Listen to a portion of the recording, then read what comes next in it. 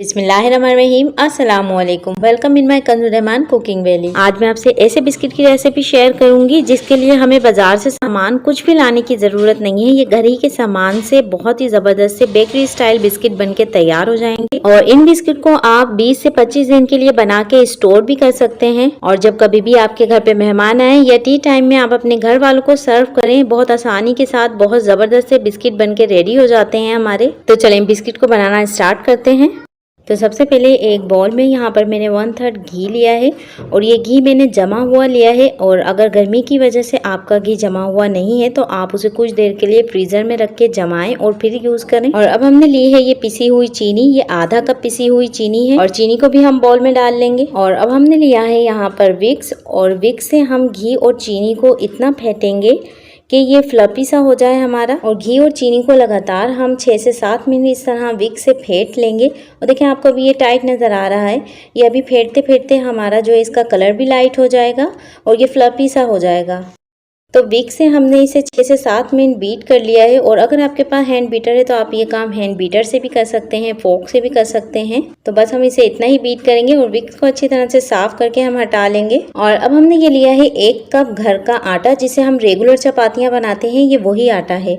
आप इसकी जगह मैदा भी यूज कर सकते हैं, मगर आज मैं आटे से इसलिए बना रही हूँ क्योंकि आटा हर घर में मौजूद होता है। तो इसे हम बॉल में डाल देंगे और अब हम इसमें ऐड करेंगे 2 टेबलस्पून भर के vanilla custard powder. Custard powder add करने से बिल्कुल बेकरी के बिस्किट की तरह आपके बिस्किट रेडी होंगे। 1 टेबलस्पून ड्राई मिल्क पाउडर, और ये ऑप्शनल है, आप इसे स्किप भी कर सकते हैं क्योंकि इसके अलावा भी आपके बिस्किट बहुत ज़बरदस्त और बहुत टेस्टफुल बनेंगे। 1/2 टीस्पून बेकिंग सोडा, और अगर आपके पास बेकिंग सोडा नहीं है तो आप मीठा सोडा यानी खाने का सोडा भी ऐड कर सकते हैं 1/4 टीस्पून, और इसे भी इसमें ऐड कर देंगे। और 1/4 टीस्पून नमक लिया है। और जब कभी भी हम बिस्किट बनाते हैं तो उसमें हम ज़रूर नमक ऐड करते हैं क्योंकि मीठा हमारा बैलेंस में रहता है, बहुत ज़्यादा खाते हुए मीठा नहीं लगता है, तो नमक ज़रूर ऐड किया करें। तो बस सारा सामान हमने डाल दिया है और अब हम यहाँ पर एक स्पैचुला लेंगे और इसे करेंगे मिक्स। और इसे हम मिक्स बहुत आराम से करेंगे, स्पैचुला से दबा दबा के या हाथ से बहुत ज़्यादा हम इसे दबा दबा के मिक्स नहीं करेंगे। तो देखें इसे यहाँ पर हम कट एंड फोल्ड करते हुए ही मिक्स करेंगे, जैसे हम केक का बैटर मिक्स करते हैं, बिल्कुल इसी तरह से।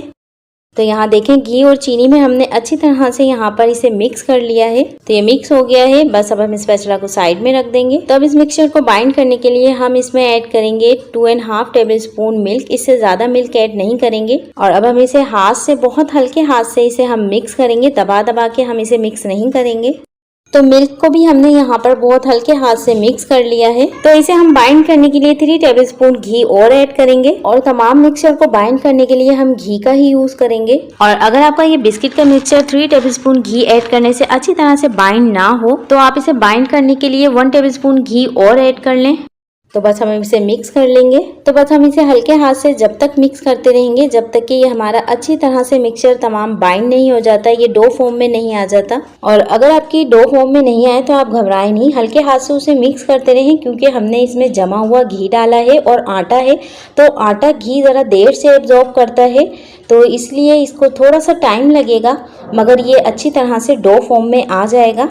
तो 1 से 1.5 मिनट में ये हमारा अच्छी तरह से बाइंड हो गया है। तो चलें अब इसके हम बिस्किट रेडी करते हैं। तो यहाँ बिस्किट बनाने के लिए मैंने मेजरमेंट के लिए 1 टेबलस्पून लिया है ताकि बिस्किट हमारे इक्वल बने। और अब हमने जो बिस्किट की डो तैयार की है उसे हम लेंगे और स्पून में इस तरह से हम प्रेस करते हुए जितना हमें फिलअप करना है, जितना बड़ा बनाना है, एक मेजरमेंट आप रखें, उसी तरह से फिर सारे बना लें। तो अब मैं बस इसे फिक्स कर दिया है और इस तरह से मैं निकाल लूंगी इसे। और आप देखें इसका बेनिफिट के नीचे की साइड से ये कितना चिकना सा निकला है। इसकी बॉल बनाने की हमें ज़्यादा ज़रूरत नहीं पड़ी, एक बॉल ही था। तो यहाँ पर आप चाहें तो इसे गोल शेप दे सकते हैं, मगर मैं यहाँ पर इसे बाजार के बिस्किट की तरह चकोर शेप दे रही हूँ। तो ये हमारा चकोर शेप में तैयार है और इसकी थिकनेस मैंने थोड़ी सी मार्केट की तरह मोटी रखी है। तो बस ये हमारा रेडी हो गया है।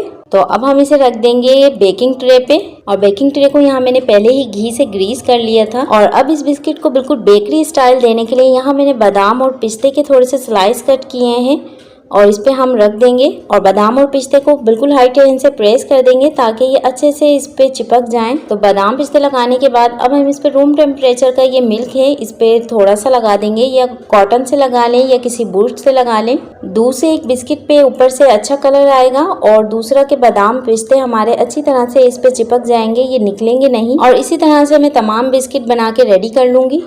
तो यहाँ पर मैंने तमाम बिस्किट को रेडी कर लिया है। और अगर आप इन बिस्किट को ओवन में बेक नहीं करना चाहते तो मैंने नान खताई की रेसिपी में आपको पतीली में बेक किस तरह से करते हैं बिल्कुल सेम वही मेथड से आप इसे पतीली में बेक कर सकते हैं। बस पतीली में बेक करने की टाइमिंग थोड़ी सी ज्यादा होती है और अगर आप इन बिस्किट को पतीली में बेक करें तो 15 से 20 मिनट में ये बिस्किट अच्छे बेक हो जाएंगे। मगर मैं यहाँ ओवन में बेक करूंगी तो ओवन को मैंने यहाँ पर 10 मिनट के लिए पहले ही प्री हीट कर लिया है 170 डिग्री पे। तो चलें अब बिस्किट को हम ओवन में रखने चलते हैं और ओवन का टेम्परेचर हम रखेंगे 170 डिग्री पे और 10 से 12 मिनट का इसके टाइमिंग सेट करेंगे। तो बस ओवन को हम बंद कर देंगे, मिलते हैं 10 से 12 मिनट में।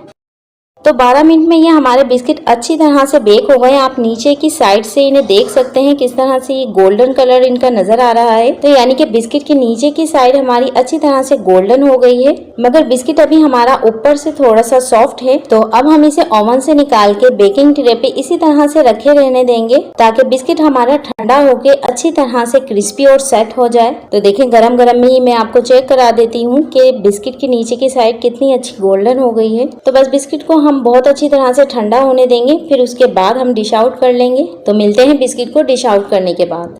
तो देखा आपने घर में बेकरी स्टाइल बिस्किट बनाना, वो भी आटे से, क्योंकि आटा एक ऐसी चीज है कि हर किसी के घर में मौजूद होता है और इससे बिस्किट बनाना बहुत ही आसान है। और इन बिस्किट का टेस्ट बहुत ही जबरदस्त है। देखिए कितने क्रिस्पी बिस्किट है हमारे और बिस्किट के अंदर का जाल भी बहुत ही जबरदस्त है। तो इस मजेदार से बिस्किट को मेरे स्टेप फॉलो करते हुए जरूर ट्राई कीजिए। और अगर आपको मेरी रेसिपी पसंद आई है तो इसे लाइक कीजिए, ज्यादा से ज्यादा शेयर कीजिए, मेरे चैनल को सब्सक्राइब कीजिए। अपना और अपने प्यारों का बहुत ख्याल रखिए।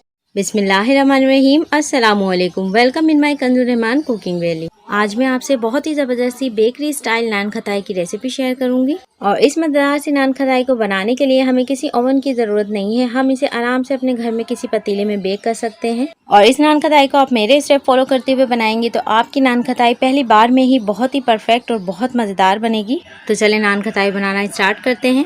तो नान खताई बनाने के लिए सबसे पहले मैंने यहाँ पर एक पतीला लिया है। ये मेरा बेकिंग का ही पतीला है। तो सबसे पहले मैंने यहाँ पर ये नमक लिया है और ये नॉर्मली ही नमक है जो हम आम खानों में यूज करते हैं। ये मैं बेकिंग में यूज करती हूँ हमेशा, इसलिए इसका कलर चेंज है। और अब इस नमक को हम पतीली में फैला लेंगे और ज्यादा मोटी लेयर हमें नहीं लगानी है। पतीली में नमक फैलाने का फायदा ये है बेकिंग के दौरान इसका टेम्परेचर एक सा रहता है, तो इसलिए हम पतीली में इसे इक्वली फैला लेंगे कि नीचे से पतीली हमारी अच्छी तरह से कवर हो जाए और बहुत ज़्यादा मोटी तह नहीं लगानी है। और अब हम इस तरह का कोई भी स्टैंड ले लेंगे और पतीली में रख देंगे।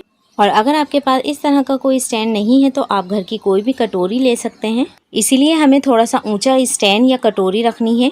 और अब हम इस पतीले को एक ऐसे ढक्कन से कवर करेंगे कि इसकी हीट बिल्कुल भी बाहर ना निकले, ताकि नान खताई हमारी प्रॉपर अच्छी तरह से बेक हो, उसे हर तरफ से हीट मिले। और इस पतीले को हम 7 से 8 मिनट के लिए मीडियम टू लो फ्लेम पे कवर करके प्री हीट कर लेंगे। पतीला इतने प्री हीट हो रहा है इतने हम अपनी नान खताई की डो तैयार कर लेते हैं। तो सबसे पहले एक बड़े बाउल में यहाँ पर मैं 1 कप मैदा ले रही हूँ और आप मैदे का मेजरमेंट किसी भी अपने घर के कप या कटोरी से फिक्स कर सकते हैं, उसी से आप सारी चीज़ों का मेजरमेंट ले लें। तो मैदे के साथ ही हम आधा कप पिसी हुई चीनी ऐड करेंगे और 3 टेबलस्पून बेसन ऐड करेंगे। और बेसन से नान खताई में बहुत ही अच्छा टेस्ट और टेक्सचर दोनों ही आते हैं। और 1 टेबलस्पून सूजी, half tea spoon baking powder. और अगर आपके पास बेकिंग पाउडर नहीं है तो इसकी जगह आप मीठा सोडा यानी खाने का सोडा 1/4 टीस्पून यूज कर सकते हैं। और साथ ही इसमें डालेंगे 2 पिंच पिसी हुई इलायची का पाउडर। और अब पहले हम इन तमाम ड्राई इंग्रेडिएंट्स को अच्छी तरह से मिक्स कर लेंगे। तो तमाम चीज़ों को अच्छी तरह मिक्स कर लिया है। और अब हमने यहाँ पर आधी कटोरी मेल्टेड घी लिया है और आधा कप घी मैंने उसी मेजरमेंट कप से लिया है जिस कप से मैंने चीनी और मैदे को नाप के लिया था। अब ये इसमें डाल देंगे और घी को इसमें अच्छी तरह से हाथ से मिक्स करते हुए इसकी एक डो तैयार कर लेंगे। और डो बनाते वक्त अगर आपको लगे कि आपकी डो सही से बाइंड नहीं हो रही है तो आप 1 से 2 टेबलस्पून घी मजीद ऐड कर सकते हैं, क्योंकि बाज़ जगह का मैदा या बेसन ज़्यादा घी एब्जॉर्ब करते हैं। तो बस आपको ऐसा डो तैयार करना है कि जब आप नान खताई बनाएं तो उसमें क्रैक ना पड़े। तो यहाँ मेरी डो बहुत ही अच्छी तरह से बाइंड हो गई है और इसे रेस्ट देने की ज़रूरत नहीं। तो अब हम अपनी नान खताई ले लेते हैं और इसमें से इतना पोर्शन लेंगे कि जितनी बड़ी हमें नान खताई बनानी है। और अब जो हमने इस डो में से ये हाथ में थोड़ा सा पोर्शन लिया है, जितनी बड़ी हमें नान खताई तैयार करनी है, इसे दबाते हुए हमें इसकी छोटी सी बॉल तैयार कर लेंगे। तो देखिए यहाँ पर हमारी एक चिकनी स्मूथ सी एक बॉल तैयार हो गई है। और अब हम इस बॉल को एक हथेली पे रखते हुए दूसरे हाथ के अंगूठे से हल्का सा प्रेस करेंगे। तो यहाँ सेंटर में से देखिए हमने अंगूठे से हल्का सा अंदर की तरफ प्रेस कर दिया है और इसी तरह से मैं सारी नान खताइयों को रेडी कर लूँगी। तो तमाम नान खताई हमारी बनके रेडी हो गई है और अब हम इसे एक साइड पे कर देंगे। तो नान खताई को मज़ीद अच्छा और अट्रैक्टिव बनाने के लिए यहाँ पर मैंने 2 कटोरियों में ड्राई कोकोनट लिया है, दोनों में हाफ टेबल स्पून है। और अब हम इस ड्राई कोकोनट को थोड़ा सा कलर देंगे। तो यहाँ एक कटोरी में येलो फूड ऐड कलर करूँगी और दूसरी में ग्रीन फूड कलर। और अब कलर के ऊपर हम 3 से 4 ड्रॉप मिल्क की ऐड करेंगे ताकि ड्राई कोकोनट पे अच्छी तरह से कलर हो जाए और ये नान खताई पे ड्राई कोकोनट अच्छी तरह से स्टे कर जाए। तो यहाँ कलर बहुत अच्छी तरह से मिक्स हो गया है। तो चलते हैं नेक्स्ट स्टेप की तरफ। और अब हमने जो अपनी नान खताई रेडी की थी, इसके ऊपर हम बुर्श की मदद से थोड़ा सा मिल्क अप्लाई कर लेंगे ताकि जो हमने ड्राई कोकोनट में कलर ऐड किया है वो भी इस पे अच्छी तरह से स्टे कर जाए। तो यहाँ पर तमाम नान खताई पे मैंने मिल्क को अप्लाई कर लिया है और अब हम इस पे रखेंगे ड्राई कोकोनट जो अभी हमने कलर से रेडी किया है। तो तमाम नान खताई पे हमने ड्राई कोकोनट भी रख दिया है। तो अब ये हमारी नान खताई बिल्कुल रेडी है बेक होने के लिए। तो चलते हैं इसे बेक करने के लिए। तो बहुत एहतियात से हम अपनी पतीली का कवर हटाएंगे क्योंकि ये प्री हीट होने के लिए रखा था और हीट को चेक कर लें कि हीट अच्छी खासी आ रही है। और अब हम इसकी बेकिंग ट्रे या ढक्कन को इस पतीली में बड़ी एहतियात के साथ रख देंगे और इसे कवर कर देंगे 20 से 25 मिनट के लिए। बस नान खताई बेक करते वक्त हमें ये ख्याल रखना है कि जब हम नान खताई की ट्रे इसमें रखेंगे तो वो हमारी नीचे की सरफेस से ऊंचा होना चाहिए, क्योंकि जब हम नीचे रख देंगे तो नान खताई हमारी नीचे से जल्दी बेक हो जाएगी और वो जल जाएगी और अंदर से कच्ची रह जाएगी। और फ्लेम को हम लो कर देंगे क्योंकि हम इसे लो फ्लेम पे बेक करेंगे।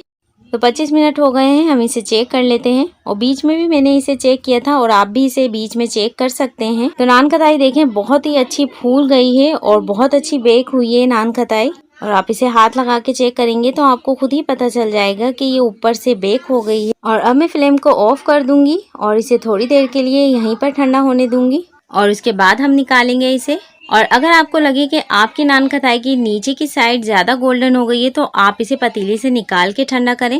तो अब मैं इसे पतीली में से निकाल लूँगी। पतीला थोड़ा गर्म है तो इस वजह से मैं स्टैनर और एक क्लिपर की मदद से इसे निकाल लूँगी। बहुत आसानी के साथ निकल जाती है, इसमें कोई मुश्किल नहीं होती है। तो देखें बहुत आसानी के साथ हमने इसे निकाल लिया है और अब मैं इसे सर्व कर लेती हूँ। तो देखें बहुत मज़ेदार सी नान खताई और इसे बनाने में बहुत कम वक्त लगता है, बहुत जल्दी रेडी हो जाती है। ये नीचे की साइड से आप देखें हमारी कितनी लाइट गोल्डन, कितना प्यारा कलर आया है और खाने में भी बहुत ही मज़ेदार होती हैं ये। तो मैं इसे आपको तोड़ के दिखाती हूँ। अंदर से भी ये हमारी कच्ची नहीं है, पूरी अच्छी तरह से पक चुकी हैं। बहुत ही क्रिस्पी, बहुत ही मज़ेदार सी नान खताई हमारी घर में बहुत आसानी के साथ बन गई हैं। आप इसे बना के घर में 15 से 20 दिन के लिए स्टोर भी कर सकते हैं।